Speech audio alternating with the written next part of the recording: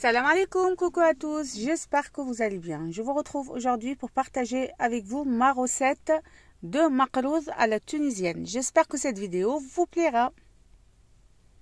Alors il faut savoir que le makrouz tunisien, on le fait frit dans l'huile, c'est pas au four. D'où vient sa couleur bien foncée, il sera bien imbibé, bien moelleux. Et pour les ingrédients, on aurait besoin de semoule moyenne, d'autres fleurs d'oranger, de beurre fondu et un peu de sel. Ça, c'est pour la pâte. Et pour la farce, bien évidemment, c'est la pâte de date. Je vous montre la marque, franchement, elle est excellente. Je l'achète dans les épiceries turques. Elle est magnifique, à laquelle je viens ajouter une cuillère à café de cannelle et je vais venir malaxer tout ça.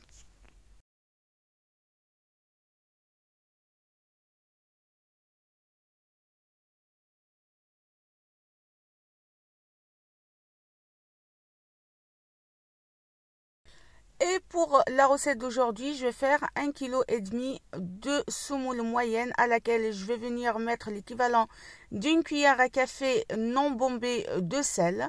Et je mets 250 g de beurre fondu comme vous voyez et je vais venir sabler ma pâte comme ceci. Une fois je l'ai bien sablée, je viens ajouter un tout petit peu de fleur d'oranger. Concernant la fleur d'oranger, je mets toujours un verre de thé histoire d'aromatiser et de parfumer la pâte. Et après, je continue de rassembler ma pâte avec l'eau du robinet. Voilà, je mélange bien. Et il faut qu'elle soit bien imbibée, la pâte, pas liquide non plus. Parce qu'après, la semoule va absorber l'huile. Donc, je vais vous montrer de toute façon étape par étape. Je ne vais pas mettre en accéléré pour que vous voyez l'aspect de la pâte une fois j'ai fini.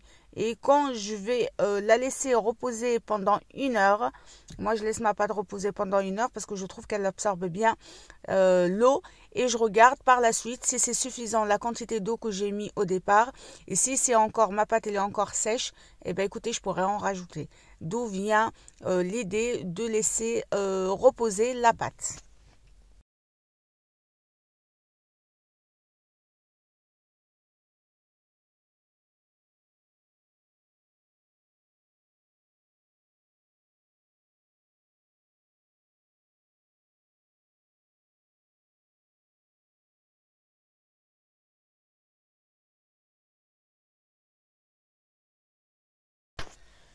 Vient le moment d'ajouter de l'eau et comme vous voyez, je commence par mettre petit à petit et ramasser la pâte avec mes doigts comme ceci. En fait, je prends une poignée de pâte et j'appuie entre mes mains, voilà, entre mes doigts plutôt.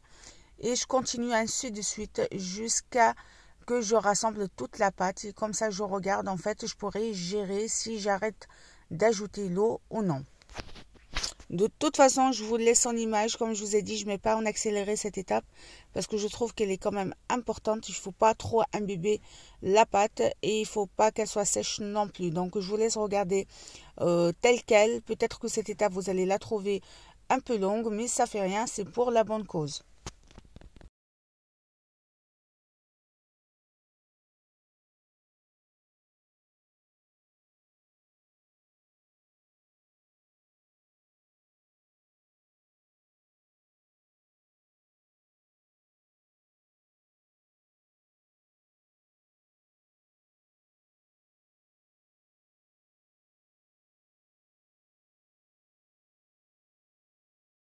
Et voilà l'aspect qu'il faut avoir. Et à ce moment-là, quand notre pâte elle est comme ça, en fait, on n'ajoute plus d'eau. On va venir faire former notre boule de pâte et la couvrir et la laisser pendant 1 heure. Et voici le résultat au bout d'1 heure. Comme vous voyez, même visuellement, ça a changé, la pâte elle a changé d'aspect. Et là, elle a bien absorbé l'eau. Et regardez, elle est bien malléable, elle est bien souple. Donc, elle est parfaite, je ne rajoute pas d'eau. Là, c'est votre pâte. À ce moment-là, vous trouvez qu'elle est un peu sec, elle s'effrite entre les mains.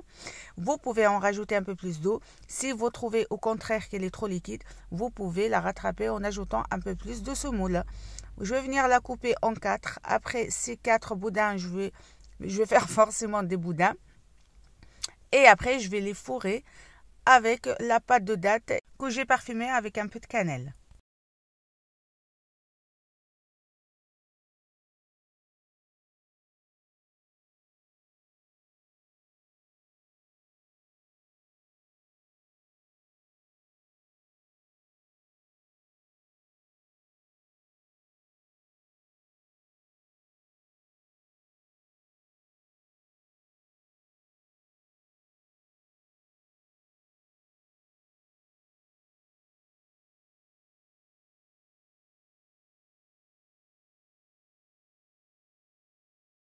Après avoir ajouté la pâte de dash, c'est important de bien appuyer avec les doigts comme ceci pour bien souder les deux extrémités. Il faut bien fermer le boudin en fait pour pas que ça s'ouvre au moment de la cuisson.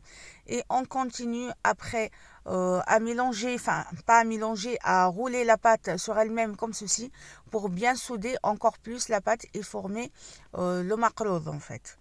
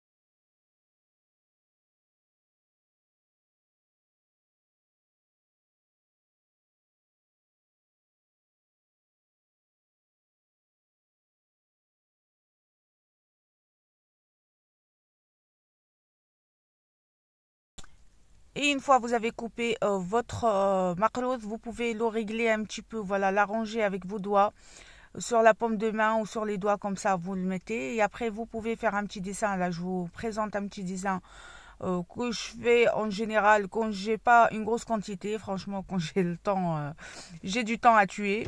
Mais sinon, franchement, je fais pas de, je décore pas mes makroud. Et voilà le résultat final de mes makroud. Il ne me reste qu'à les faire frire.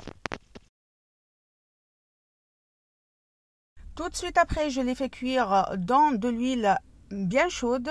Et tout de suite après, également, je les plonge dans le miel aromatisé avec de l'eau de fleur d'oranger. Je laisse bien s'imbiber à peu près 30 minutes.